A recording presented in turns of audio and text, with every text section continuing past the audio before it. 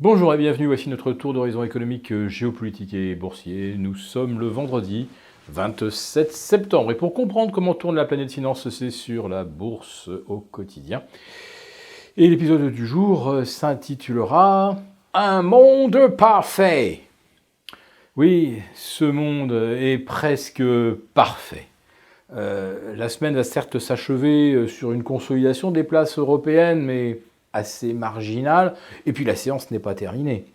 Nous sommes à la veille de l'ultime séance du mois de septembre, et je ne serais pas étonné qu'on nous retracte les indices vers les sommets historiques.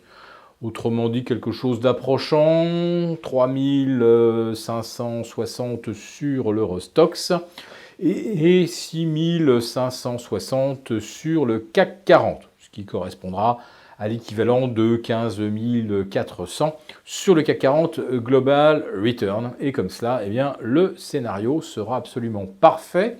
On a eu une séance des 4 sorcières parfaite il y a une semaine.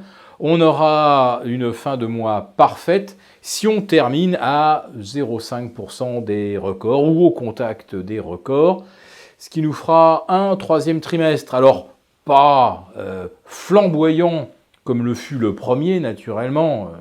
Difficile de battre les 15 ou 17% qu'on a eu de janvier à mars. Mais enfin, on aura encore un très honorable 2,5 à plus 3%. Et puis surtout, on a des sommets. Ça, c'est parfait. Parfait également, c'est ce que M. Trump déclare, d'où mon petit accent dans le titre. Mon call avec M. Zelensky, il était parfait. Alors, s'il était si parfait, pourquoi est-ce que les membres des services secrets de la Maison-Blanche ont tenté de rendre l'accès à cette conversation, car tout est archivé naturellement, tous les échanges téléphoniques sont des documents officiels, donc sont archivés en tant que tels. Pourquoi donc la Maison-Blanche a-t-elle tenté de rendre ces contenus inaccessibles ?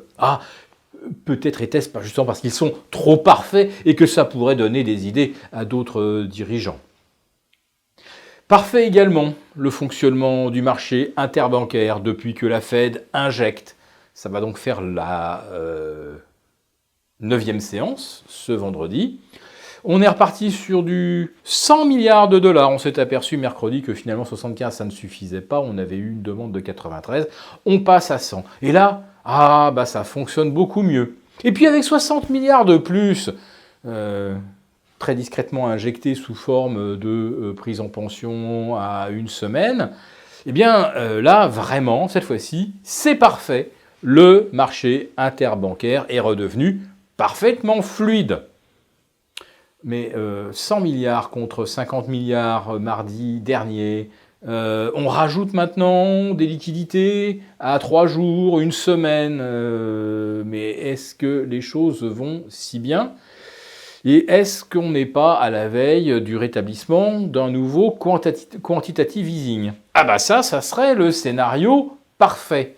Sauf que cette fois-ci, le quantitative easing ne viendrait plus redonner du peps à l'économie, au marché. Non, ce quantitative easing serait juste là pour compenser un manque de liquidité, pas pour en rajouter dans le marché, non, ça serait vraiment pour colmater les brèches.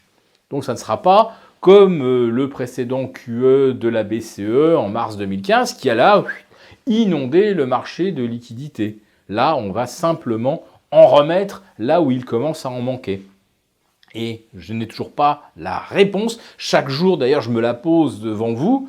Est-ce que l'assèchement des liquidités aux États-Unis est lié à des phénomènes techniques de fin de trimestre, d'échéances fiscales, de reconstitution des réserves obligatoires ? Ou est-ce qu'il y a vraiment un problème de confiance entre les banques et laquelle est-elle soupçonnée d'avoir éventuellement des problèmes ? Alors évidemment, c'est le secret que la Fed ne dévoilera à aucun prix. Et puis, autre scénario parfait, voilà que le dollar se remet à progresser contre l'euro. On attaque la barre des 1,09 plus le dollar progresse, évidemment, plus c'est favorable pour nos entreprises exportatrices. Et on est là au bord du franchissement d'un nouveau seuil, au-delà duquel on pourra certainement revoir le dollar à 1,0650, 1,07. Ça serait donc encore un bon dopant pour nos valeurs exportatrices. Voilà, donc j'ai énoncé beaucoup d'éléments jugés favorables au marché.